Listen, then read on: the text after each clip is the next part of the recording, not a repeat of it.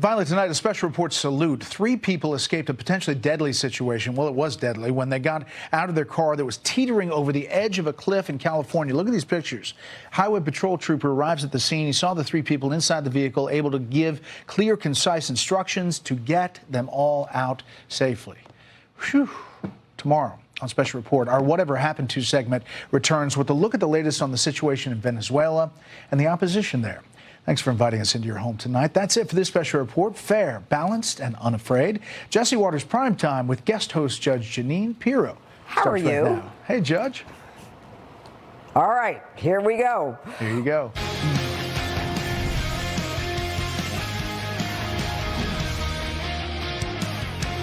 Welcome to Jesse Watters Primetime. I'm Judge Jeanine Pirro. Now, Joe Biden sure had a bad case of the Mondays. After the president rolled into work late this afternoon, finally back from his weekend getaway to Delaware. But it wasn't a relaxing weekend for the big guy. After another batch of highly classified documents were found stored away in Joe's home in Wilmington. That's 5 more documents found in his private library.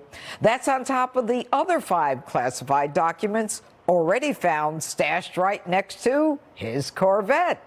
And the 10 documents found at the Penn Biden Center, his Chinese-funded think tank. The more they keep digging, the more documents they find. Now, Joe may be telling everyone that these documents were safe, but back in Washington, patience is running thin.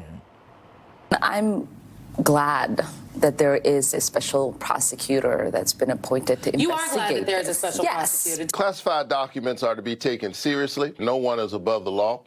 So I'm glad to see the Justice Department doing its work. Well, it's certainly embarrassing, right? It's not just Democrats turning on Joe. Even the media's laughing at him. So there's Biden and his sweet 1967 Stingray. But look on the back left there.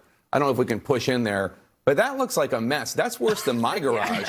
That's worse than my garage. I mean, that's not where, I don't know exactly where the documents are in that garage, but that does not look like what a secure location would be. And the media can't deny it any longer. Joe Biden was sloppy and irresponsible with these documents. Unlike Donald Trump, Joe wasn't president when he took them and therefore had no power to declassify. But some Democrats can't admit that Biden was irresponsible. By Biden's own standard, wasn't Biden totally irresponsible with classified information? Hoping that we will keep a sense of symmetry about our analysis of these situations and a sense of proportion about the underlying offenses. There's some people who are trying to compare having a government document that should no longer be in your possession to inciting a violent insurrection. And others, like Adam Schiff, are now saying they're not rushing to any conclusions.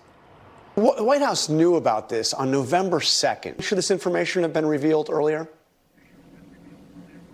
I think the administration will need to answer that question. I'm going to reserve judgment until they do. But I think it's important to point out that the Biden approach was very different in the sense that it looks, as far as we can tell, that it was inadvertent that these documents were in these locations. Since when has Adam Schiff ever reserved judgment? It would have been nice if he reserved judgment over Russiagate. It was only when he was put under oath that he admitted he had nothing.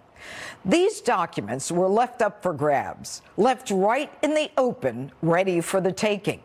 We know the president's Wilmington home has had a history of faulty security lapses. In 2015, the vice president's Secret Service actually shut off his security system because it kept malfunctioning. How do we know it was ever fixed?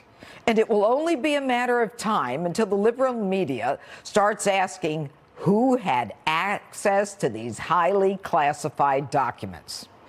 Now, we know Hunter claimed to own the house where Joe was stashing his documents. Are we sure Hunter didn't get a look at these documents or sell them to his business partners in China or Ukraine? And they won't even tell us who's been over Joe's home either. Joe spent about a quarter of his presidency in that Wilmington home, and we don't have any of the visitor logs. In fact, the White House today admitted that they don't have anything on record, telling Fox News, quote, like every president in decades of modern history, his personal residence is personal, close quote. So we don't know who's been in and out of President Biden's home. How do we know Hunter wasn't bringing over his Chinese business partners to Joe's house? The American people have a right to know. And some members of the GOP want answers. We wonder if the Secret Service had records now. That's our next question, because he still had Secret Service protection. And you would assume that the Secret Service would vet people that would be allowed on the premise of the dwelling for the President of the United States. Let's bring in Ohio Congressman Jim Jordan, chairman of the Judiciary Committee. Jim, there's no one I'd rather talk to right now than you. Okay, let's start at the beginning. Yeah. Is Hunter Biden a national security risk? Well, I think we're going to find out. There's certainly questions about that, and I think Mr. Comer's investigation is going to look at that. He wants to get these suspicious activity reports. As he just mentioned, he'd like to get the logs of who had access to the Biden family residence there. So I think those are all important questions that the American people are entitled to know. What really jumps out at me, though, Judge, is this timeline and the lack of transparency from the White House. And you talked about this. So on November 2nd, they find classified material at the Biden Center. They don't tell anyone. On December 18th, they find classified material at the Biden garage, at their residence, and they don't tell anyone. And then on January 9th, there's a news report talking about classified material, but only at the Biden Center. The White House comes out and confirms that, but they still don't tell us about the garage, what they found on December 18th. Why didn't they just come clean right from the get-go and tell us, oh, and now we've found there's an additional 5 documents in the room adjacent to the garage at the Wilmington, at the residence. So I want to know why they kept this from us. And maybe the most important question that we've asked now for over a week is, why did they keep it from the American people when they knew about it before the election? All right. They knew about it before the midterms, Congressman Jordan. You know they hid the Hunter Biden laptop story because it was a presidential election coming up. No surprise. They'd hide it so that it wasn't in play during the midterms. But why did they wait so long? What were they doing, Congressman, from November 2nd until January 10th? What were they doing? Who was reviewing the documents? Were there personal lawyers who don't have a security clearance? And, you know, I'm not satisfied that they don't have records of visitor logs at the home. The Secret Service should know who was there. And if they don't keep logs, what about the security cameras? What about fingerprints on the documents? What are we going to find out, Congressman? No, all those questions need to be answered. What did Mr. Lausch do? We understand Mr. Lausch, the U.S. attorney from Illinois, was assigned to the case in early November, and then he concluded his investigation on January 5th. Well, what did he find? Right. Because we know after January 5th, they found another batch of these classified documents. So what kind of investigation was that for the first 2 months? What is the White House lawyer doing accompanying DOJ officials when they go to the Biden residence to pick up these documents? It looks to me like he just made himself a fact witness and is part of this investigation now. Why was he there? This was supposedly Biden's personal attorneys and the Department of Justice. What's the White House counsel's office doing accompanying the DOJ to his residence? That certainly didn't apply to President Trump. Maybe the best one is Secretary Clinton. I remember asking her specifically when she testified in front of the Benghazi committee, Secretary Clinton, you've got 60-some thousand emails. We don't want to see your personal emails. There's a thing called privacy in America. We have no right to see those. But we don't exactly trust you and your lawyers to determine which ones we should see and which ones we don't need to. How about this idea? Why don't we have a retired federal judge, a neutral third party, come and examine those 60-some thousand emails? And of course, her answer was no, no, no. And she got to decide. Her and her lawyers. That same thing wasn't extended to President Trump. Not only did she get to decide, Congressman, she destroyed 33,000 emails. I mean, that's called the destruction of evidence. Look, the American people understand there's a two-tiered system of justice when it comes to Democrats in this country.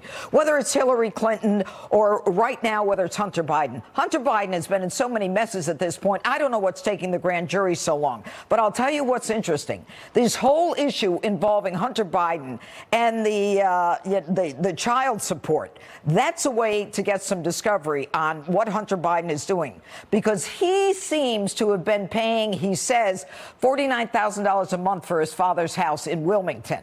All right? To me, that looks like money laundering. The house isn't worth more than $6,000 or $8,000 a month. What say you? That is why Chairman Comer wants to get access to the suspicious activity reports. And understand what these are. They're suspicious activity that the Treasury Department sees on bank accounts, and they have 150 of them, we've been told. That's why he wants to see that information and focus his investigation there and build out from that premise. So that's why he's looking for it. Hopefully he'll get access to those in the course of his investigation. Well, you know what, Congressman Jordan, I trust that you guys will proceed with this with due diligence. There is so much going on, and I don't know if it's possible to get fingerprints off those files. I don't know who's touched those files. And by the way, I can't imagine a personal lawyer going in and moving files from the Penn Biden Center. There's a lot of layers to this. Why were they looking in the first place? What prompted them to go look? I think that's a fundamental question we don't have the answer to either. Yes. And who were the other people in that building who might have had access to that room? Anyway, Congressman Jim Jordan, always good to see you again. Thank you, Judge. All right. Coming up, Joe Biden thinks police need to be retrained as the war on cops reaches a new bloody peak.